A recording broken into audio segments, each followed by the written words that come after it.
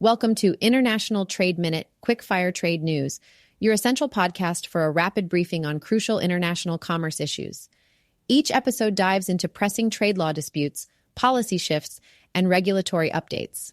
Sponsored by Rydell Law Firm, our episodes distill complex trade issues into actionable insights. In the next 15 minutes, we'll cover the latest in importation rulings, court decisions, and the impact of international sanctions and asset seizures. Stay tuned for strategic updates that could influence your trade decisions.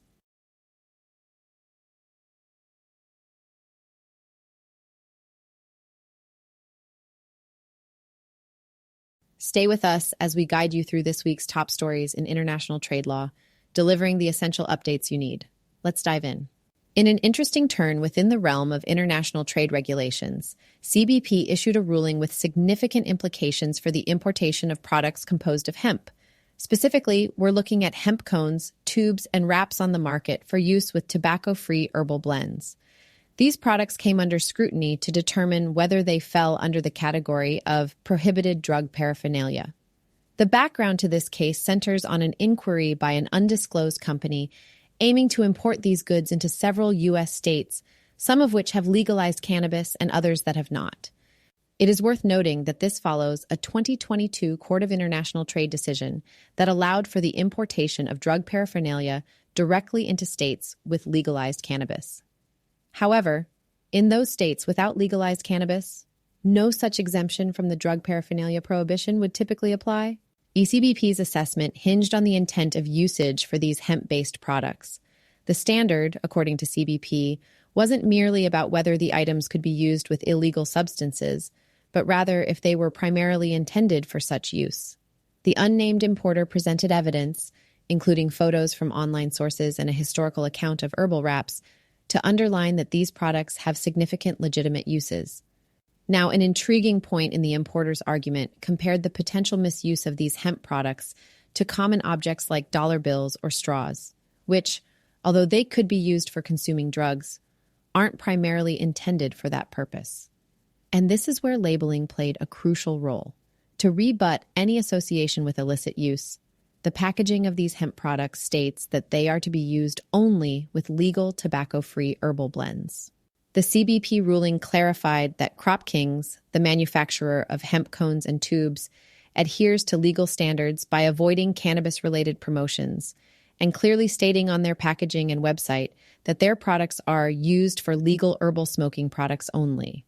Consequently, the CBP determined that these items do not qualify as drug paraphernalia, and their importation does not violate 21 U.S.C. Section 863(d).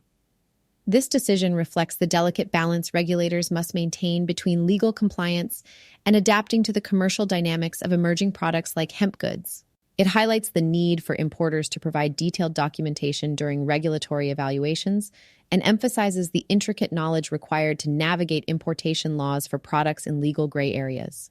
In a notable judicial decision, Judge Stephen Vaden of the Court of International Trade recently ruled against the Commerce Department's discretion during the COVID-19 pandemic. The case underscores the complex balance of regulatory diligence amid a global crisis and the profound impacts of the pandemic on international trade. The exporter CIMEC faced severe challenges due to the Delta variant in 2021, including the loss of 3 key accountants to COVID-19 and another critically ill, alongside weather-related power outages. Despite these hardships, the Commerce Department denied CIMEC's request for an extension to submit a detailed questionnaire covering over 800 invoices. Judge Vaden's decision highlighted the unequal vaccine access between the U.S. and Mexico and criticized the department's lack of flexibility under extreme circumstances. The judge pointed out that while CIMEC toiled to compile the necessary information, another mandatory respondent, Diacero, received not only an extension but seemed to benefit from more generic claims of difficulty. This formed the crux of his argument that commerce unduly favored Diacero over CIMEC, whose circumstances were far more calamitous. Justice Vaden's ruling pries open a conversation on the administration of trade regulation during crises. It isn't simply a matter of deadlines and documentation, but of sensitivity to the human element at play. Commerce's oversight, described as nearly zero interest in finality, was juxtaposed against the suffering and disruption CIMEC endured. Such a response from commerce seemingly hung CIMEC out to dry, tantamount to turning a deaf ear to a chorus of desperate pleas for clemency during the pandemic. The ruling not only chastised commerce's lack of compassion, but also pointed to a concerning disregard for the rule of law.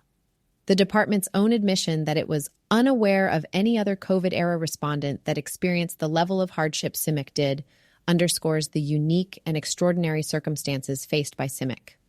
This form of bureaucratic inertia, as the court emphasized, is not only unjustified, but also not supported by substantial evidence when the record clearly shows significant hardship.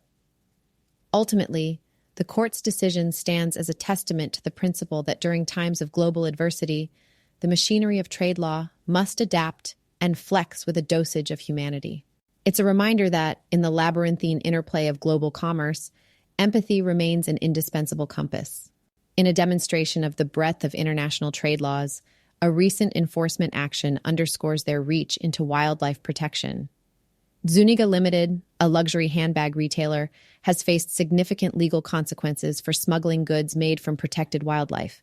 The case involved handbags made from caiman and python skins, species protected under the Convention on International Trade in Endangered Species of Wild Fauna and Flora, CITES. This international treaty ensures that trade in wild animal and plant specimens does not threaten their survival, mandating strict controls on the import of products from these protected species.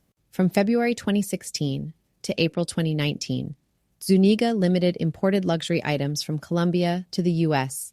by having friends, relatives, and employees carry the handbags on flights, bypassing standard import procedures and violating the CITES agreement.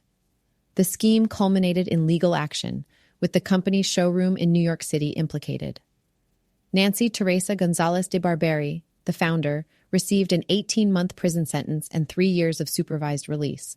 Her associate, Mauricio Giraldo, was sentenced to time served, approximately 22 months in both Colombia and the U.S., plus 1 year of supervised release. Zuniga Limited has been sentenced to a 3-year probationary period, during which it is barred from any commercial trade in wildlife and must forfeit all seized handbags. These measures, both punitive and deterrent, aim to prevent exploitation of vulnerable wildlife species for commercial profit. This case highlights the U.S. authorities' commitment to enforcing environmental and wildlife conventions, sending a clear message to international trade practitioners and businesses. Engaging in the illegal trade of products made from protected species carries significant legal risks and underscores the enforcement of international agreements protecting endangered fauna and flora. Trade professionals would do well to heed this tale as a cautionary example. Ensuring compliance with conservation laws and international treaties is imperative. It is not enough to possess awareness of tariffs and legal quotas. Understanding environmental protections integrated into the global trade system is equally crucial. The integrity of international trade depends upon it, as does our collective stewardship of the Earth's biological treasures. In a significant development in financial tensions, a Russian court has ordered the seizure of $440 million from JP Morgan, marking a notable escalation in global banking disputes amid rising geopolitical tensions. This decision comes in response to the U.S. implementing the Repo Act, which allows for the confiscation of Russian sovereign assets within American banks. In a reciprocal move, Moscow has effectively enacted its own countermeasure, leading to the freezing of JP Morgan funds. The legal action stems from VTB, a Russian bank, seeking to recover funds frozen due to U.S. sanctions. These funds were held by JP Morgan in a U.S. account, now caught in a financial standoff, inaccessible to both VTB and JP Morgan. In a complex twist for multinational banks amid sanctions, VTB has warned that JP Morgan might leave the Russian market, potentially without covering losses. This prompted a countersuit by JP Morgan in the U.S., underscoring the financial dilemmas triggered by sanctions. A Russian court has now sided with VTB, ordering the seizure of JP Morgan's assets in Russia, which includes both liquid funds and property interests in Russian subsidiaries. JP Morgan argues it is a victim caught between the conflicting demands of two sovereign powers, facing significant harm for adhering to U.S. sanctions. This situation highlights the substantial risks and potential collateral damage financial institutions face in the current geopolitical landscape. This recent development involving JP Morgan in Russia is part of a continuing pattern.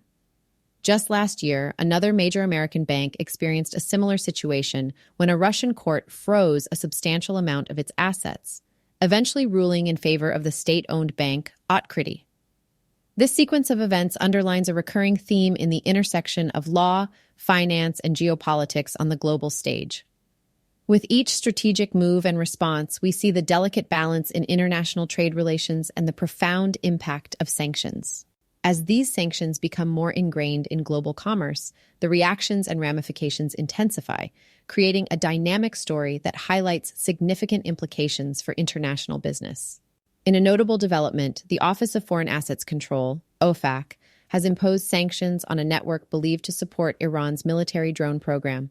These comprehensive sanctions target 16 entities, including 8 individuals, 5 vessels, and 1 aircraft. Central to these sanctions is Sahara Thunder, identified as a front for Iran's Ministry of Defense and Armed Forces Logistics, MODAFL. This entity plays a crucial role in the production and sale of drones, many of which are reportedly transferred to Russia for use in Ukraine.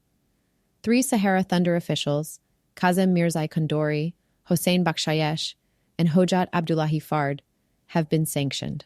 Additionally, Etemad Tijarat Masag, a business under MODAFL's subsidiaries, is also sanctioned, underscoring the scale and significance of these measures. OFAC has expanded its sanctions to include entities and vessels linked to Sahara Thunder's shipping operations, illustrating the extensive network of Iran's military enterprise.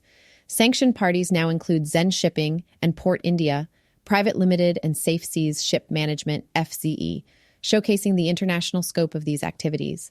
Additionally, several vessels associated with Safe Seas Ship Management (FCE), Chem, Conrad, Dancy Dynamic, and KMA are now under sanctions, highlighting the maritime components of the drone trade. Further, OFAC has targeted Ondon General Trading (FZE) and Sayon Shipping Corporation, along with the vessel LA Pearl, for their roles in shipping Iranian commodities on behalf of Seper Energy Jahan Nama Pars, another commercial wing of MODAFL. The U.S. has imposed sanctions on Puya Air and its Ilyushin 76 aircraft, EP-PUS, for its role in aerial logistics, spotlighting key domestic contributors to Iran's drone capabilities, such as Bunyan Danesh Sharg Private Company, a significant drone manufacturer. Sanctions extend to its CEO, Abbas Abdi Astard, and other affiliates. Internationally, the UK and Canada have also enacted sanctions, targeting entities and individuals within Iran's drone network, reflecting coordinated efforts to address Iran's destabilizing activities. These measures underline the commitment of the U.S. and its allies to monitor and counter the global implications of military advancements, emphasizing the strategic importance of international trade, not only in commerce, but also in securing international peace and stability. Thank you for tuning into this edition of International Trade Minute Quickfire Trade News. Today, we explored trade law intricacies, including the CBP's ruling on hemp products, and the CIT's scrutiny of Commerce Department practices amid the COVID-19 pandemic. We also discussed wildlife protection violations, asset seizures in the Russia-US banking conflict, and OFAC's sanctions on Iran's drone trade. These segments highlight the dynamic nature of international trade and emphasize the importance of staying informed. We appreciate Rydell Law Firm's support in bringing you these essential legal trade updates. Thank you for listening. Stay tuned for next week's episode of International Trade Minute, where we'll continue to bring you the cutting edge of trade news, analysis, and discussion.